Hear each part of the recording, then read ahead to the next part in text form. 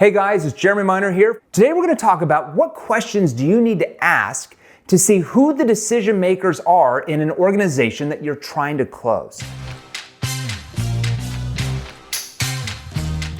All right, I'm going to give you my pet peeve. I see so many salespeople waste their precious selling time meeting after meeting after meeting with prospects who cannot make a decision on your products and services. Forbes magazine recently wrote that the average size company has 6.7 decision makers or influencers that are going to ultimately decide. 6.7. Can you believe that? It could be that the CEO signs off on everything, but who else in that company is also influencing his or her decision? It could be the head of the marketing department, the IT department, head of sales, human resources. It could be the host of other people in that organization, depending on what you sell. Now, I also see salespeople, and this is bad, get shut down or led astray by C-level people in an organization by asking surface-level questions like this one. John, besides you, who are the decision makers in your company? Stop asking those cheesy surface questions. That type of question is so overused in sales today, and every prospect that's ever talked to a salesperson has heard it a million times. Let's reword that question.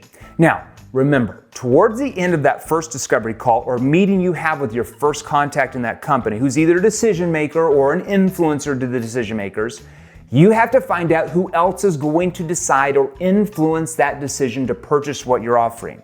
So I'm going to give you a few examples of questions you can ask on that very first discovery meeting or call to start weaving through that organization and get the other decision makers on board so you have control of the sale. John, can you walk me through the criteria you use when picking a company to solve these type of issues you've talked about? See that question? See, that question helps you understand the decision-making process in that company's organization so you're prepared to bring in other decision makers into your sales process. Or you can reword it like this. John, can you walk me through your company's decision-making process? You see, even if the person you're meeting with tells you that they're the ultimate decision maker, you still need to find out if others in that company are part of that decision-making process or influencing that.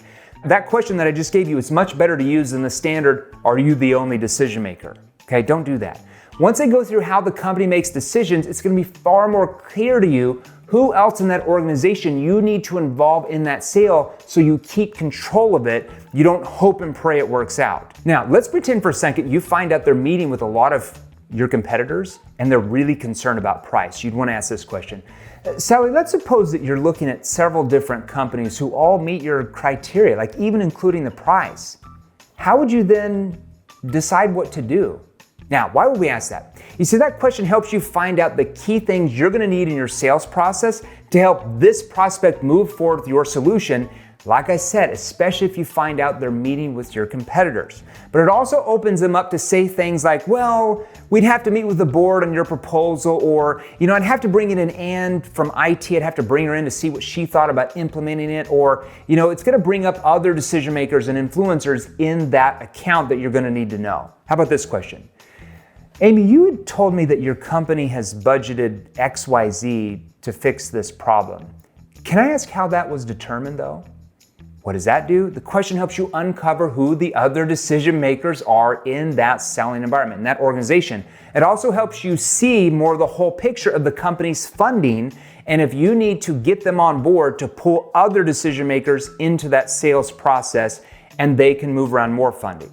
Okay, we just went over what questions do you need to ask to see who the decision makers are in an organization that you're trying to close, and that is your tip for the day.